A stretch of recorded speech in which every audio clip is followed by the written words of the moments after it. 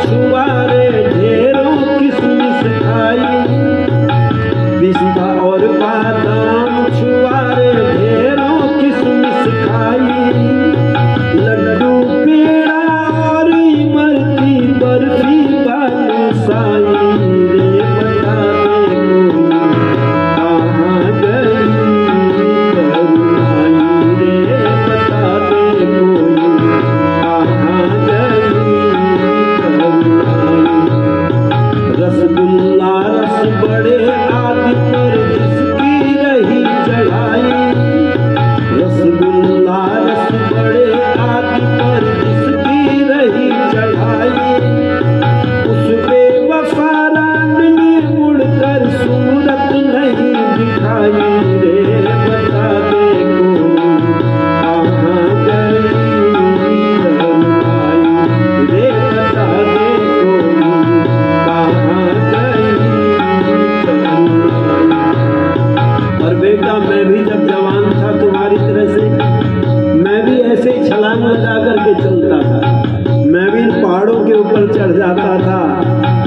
ऊंचे ऊंचे पर्वत लांगे गहरी नदियां खाई, ऊंचे ऊंचे पर्वत लांगे गहरी नदियां खाई, अब 10 अंगुल ऊंचा नीचा देख अकल चकराई रे बता दे कहाँ गई करुणाई रे बता दे कहाँ गई करुणाई।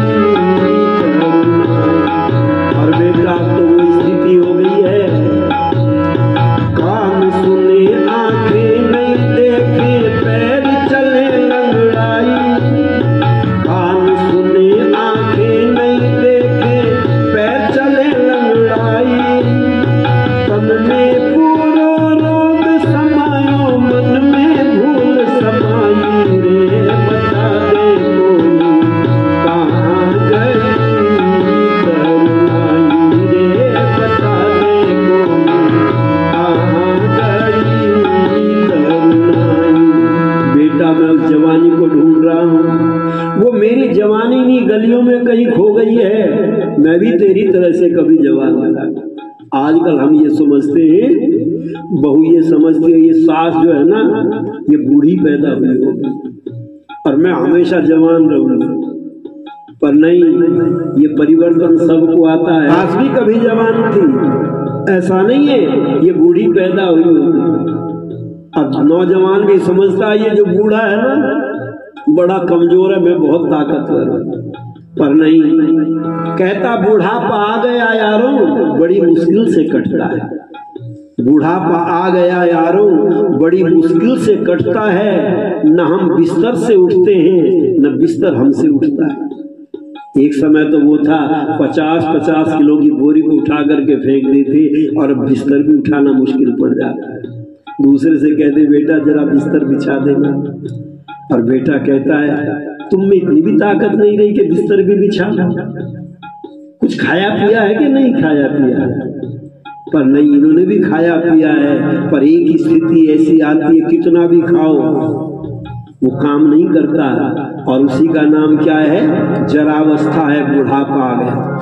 वक्त पीरी दोस्तों की बेरुखी का क्या गिला, बच के चलता है हर एक गिरती हुई दीवार से। ये बुढ़ापा जो है ना ये गिरती हुई दीवार है, पर ये मत समझना हम हमेशा जवान रहेंगे, जवान को भी बुढ़ापा आएगा।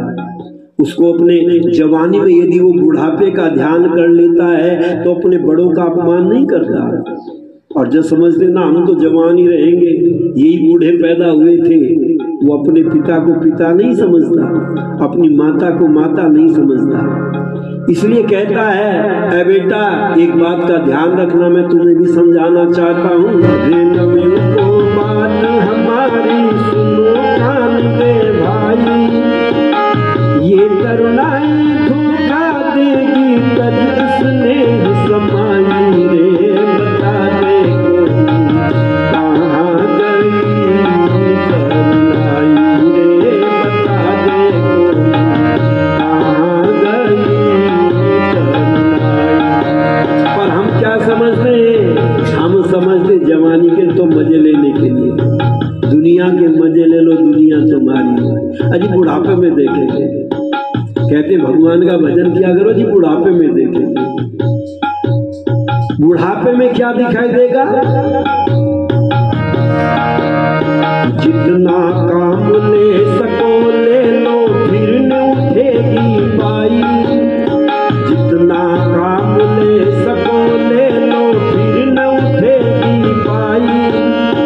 फिर फिरोगे कहते कहते कहाँ गई तरुणाई।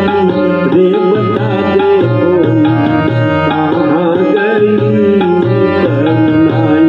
रे बता दे कोई कहाँ गई तरुणाई। पर बेटा आज वो मुझे हाथ लग गई जो जवानी खोई गई। पूछा बाबा दिखाना कहाँ पर है वो जो तुम्हें हाथ लग गई है? कहते मुंह पर से तो पर गई, बहुत लगाई खोज। ये जवानी मेरे पास में थी जो आज तेरे पास में है। मुंह पर से तो पर गई, बहुत लगाई खोज। पर तो पर से भी जाएगी, मत गर्भावे भोज। हे भोज, ये जवानी तेरे पास में भी हमेशा रहने वाली नहीं है। क्यों? दुनिया सराय फानी देखी, हर चीज यहाँ की आनी जानी देखी। जो आकर न जाए वो बुढ़ापा देखा, और जो जाकर न आए वो जवानी देखी। ये जवानी जब एक बार चली जाती है दोबारा लौट करके नहीं आती। हमारे पड़ोस में हमारे एक मित्र थे, वो मुझे पकड़ करके खड़े हो जाते थे जब मैं जाता था। भैया बच्चे खाने पीने को बहुत देते हैं, दूध देते हैं, बादाम देते हैं, मुनक्का देते हैं, पर ताकत नहीं आती। याद रखना ताकत नहीं। अच्छा बुझी हुई आग में आप घी डालो तो जलेगी क्या? कोई फायदा नहीं होगा। पता चला ये बुढ़ापा भी क्या है, एक पतझड़ समझ लो हमारे जीवन का। और ये सबको आना है। जो इसको पहले से जान जाते समझ जाते हैं वो बुढ़ापे में भी खुश रहते हैं, मस्त रहते हैं। वो कभी चिंता नहीं करते, वो कभी रोते नहीं है, वो कभी घबराते नहीं, कभी डरते नहीं। इसलिए कहा ऐ भोज, जिस जवानी पर तू इतरा रहा है, अकड़ रहा है, ये जवानी तेरे पास भी रहने वाली नहीं है। मेरे पास नहीं रही तो तेरे पास भी नहीं रहेगी। इसलिए कहा है धीरे धीरे ये जवानी चली जाएगी, प्यारी मस्तानी चली जाएगी। जुल्फे काली चेहरे की लाली फिर न आएगी, फिर न आएगी। धीरे धीरे ये जवानी चली जाएगी।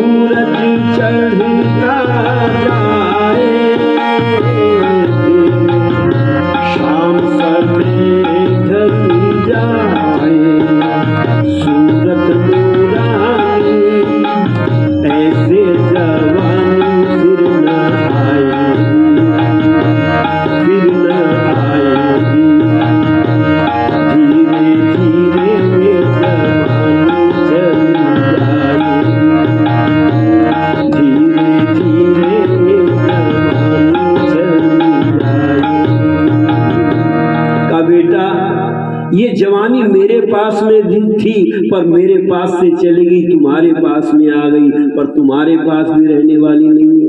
इसलिए इस जवानी का अभिमान मत करना, घमंड मत करना, इस जवानी को अच्छे कामों में लगाना।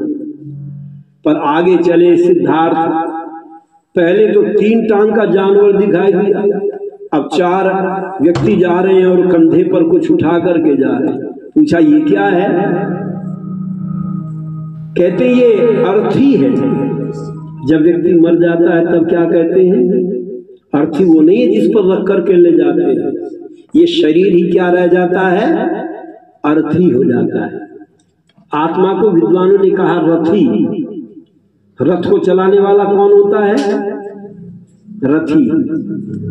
आपने एक नाम सुना होगा, श्री कृष्ण सारथी थे। किसके? अर्जुन के। अर्जुन के रथ को चलाते थे, अर्थात सारथी थे। और जब सारथी नहीं होता तो रथ खड़ा हो जाता है वहीं पर। चलाने वाला चाहिए कोई ना कोई। ऐसे ही शरीर को चलाने वाला कौन है? आत्मा है। और आत्मा निकल जाता है, सारथी निकल करके चला गया तो क्या रह गई? अरथी। रथी नहीं है अब इसमें, पर हम अर्थी उसको समझते जिस पर लाश को रख करके ले जाते। विद्वान कहते हैं ये तुम्हारी तरह से जवान था लेकिन बूढ़ा हो गया, और बूढ़ा होने के बाद अब ये मर गया है। अब कहीं यहां से चला गया है, शरीर शरीर रह गया है, शरीर मर गया है, और इसको ले जाकर के अंतिम संस्कार करेंगे। जिंदगी का साज टूटा जब पुराना हो गया, मौत बेचारी का तो ही बहाना हो गया। जिंदगी का साज टूटा जब पुराना हो गया। अपने हाथों से बना के खुद इसमें फंस गया। अपने हाथों से बनाकर खुद ही इसमें फंस गया। जाल मकड़ी की तरह यह पाना पाना हो गया। मौत बेचारी का तो यूं ही बहाना हो गया।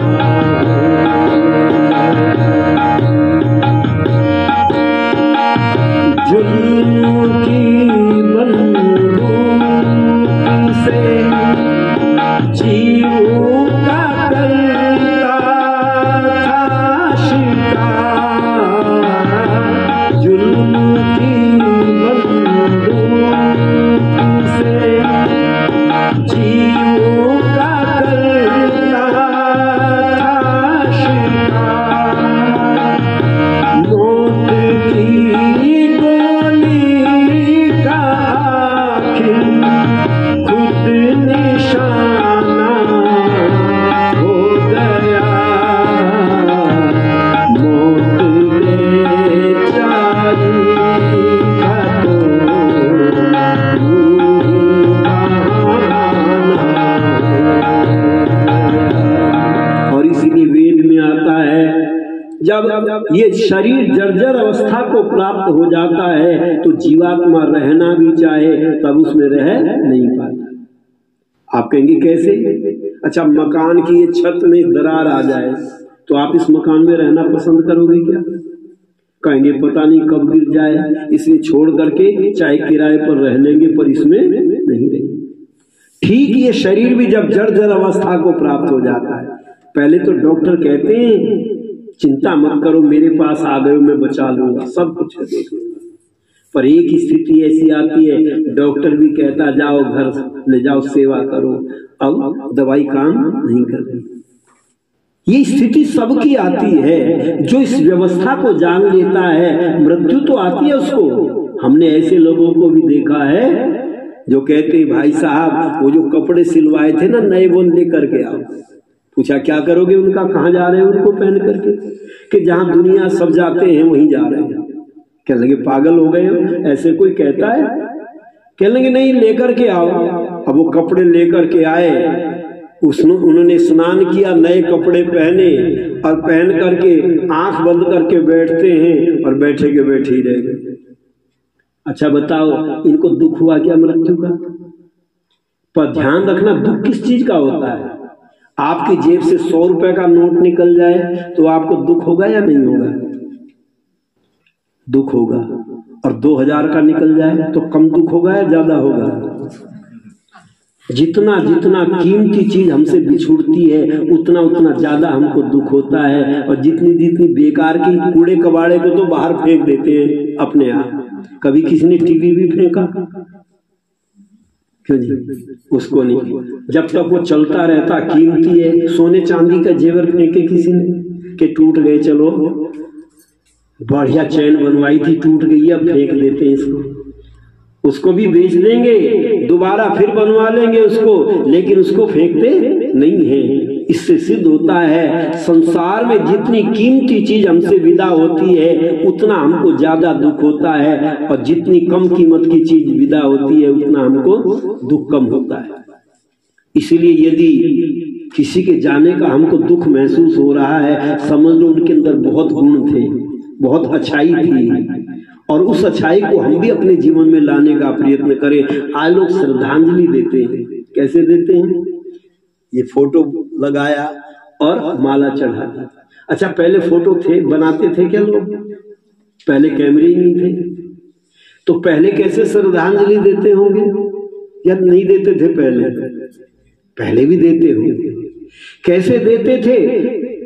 पता चला गुणों के प्रति श्रद्धा होती है और दुर्गुणों के प्रति अश्रद्धा होती है। अच्छा किसी चोर की भी किसी ने जन्म मृत्यु तिथि मनाई हो? डाकू की किसी ने मृत्यु तिथि मनाई हो? उनकी कोई नहीं मनाता। और सज्जन लोगों की, राम की आज भी मनाते हैं। ऋषि दयानंद का निर्वाण दिवस आज भी मनाते हैं। योगी राज कृष्ण का निर्वाण दिवस भी और जन्म तिथि भी मनाते, दोनों चीज मनाते हैं। पता चला हम महापुरुषों के जन्मदिन भी मनाते थे और उनकी मृत्यु की तिथि भी मनाते थे। और मृत्यु तिथि को क्या कहते हैं? पुण्य तिथि। अच्छा उसको पुण्य तिथि क्यों कहते हैं? क्योंकि उन्होंने कोई पुण्य कर्म किया है जिस तिथि को हम मना रहे हैं। और डाकुओं की पुण्य तिथि होती है क्या? पुलिस जला करके फेंक देती है, जाओ कोई याद नहीं करता। इससे पता चला अगर हमें उनकी याद आ रही है तो उन्होंने जीवन में कोई उत्तम कर्म किया है, और उस उत्तम कर्मों को यदि हम अपने जीवन में धारण करते हैं तो हम उनको क्या दे रहे हैं? श्रद्धांजलि दे रहे हैं।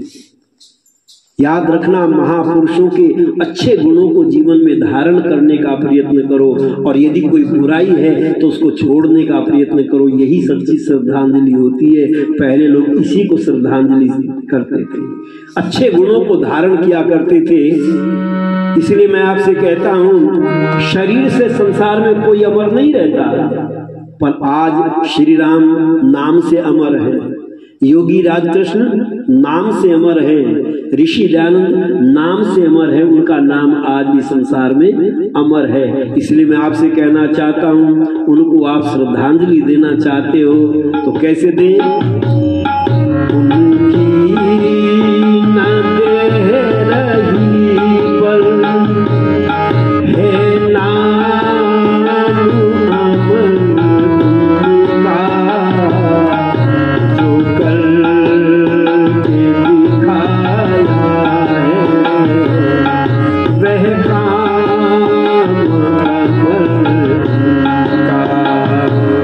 उनकी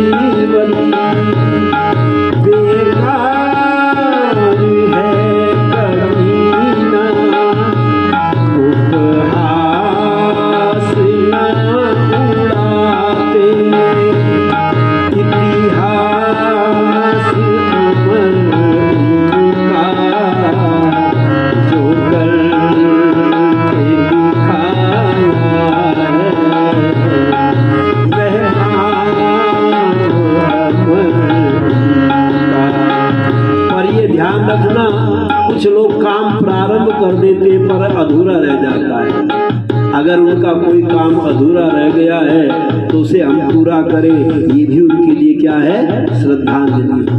और पुत्र का कर्तव्य होता है माता पिता के अधूरे कामों को पूरा करने का प्रयत्न करना चाहिए। अनुव्रत है पितु पुत्रो मात्रा भवतु सम्मत।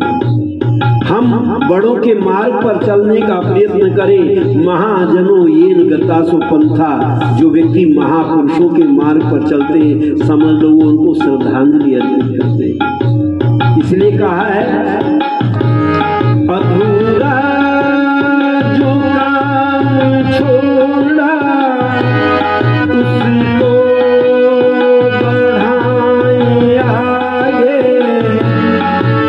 विकट परिस्थिति से डर कर कभी न भागे, तूफान से जो टकराए साहस अमल है उनका, जो करके दिखाया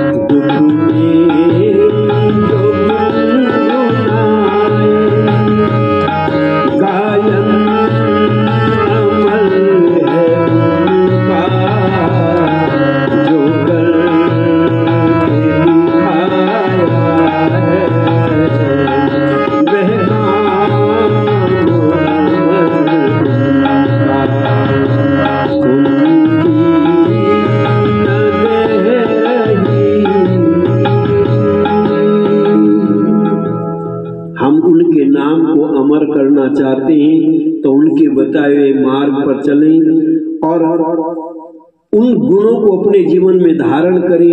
यही उनके लिए सच्ची श्रद्धांजलि।